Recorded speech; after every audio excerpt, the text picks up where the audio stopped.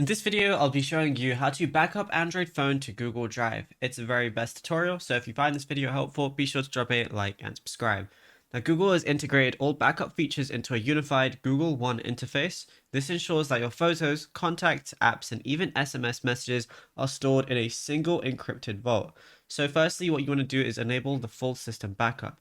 This is the master switch that covers your app data, call history, and device settings. So what you want to do is go over to your phone settings, and then once you're here, go over and find Google. Now, once you find Google, click on it, and then go ahead and find backup. As you can see, my backup is currently off. So what you want to do is click on it like so, or press manage backup, and you want to go ahead and turn it off. It's going to say backup your device, and then you just want to press confirm.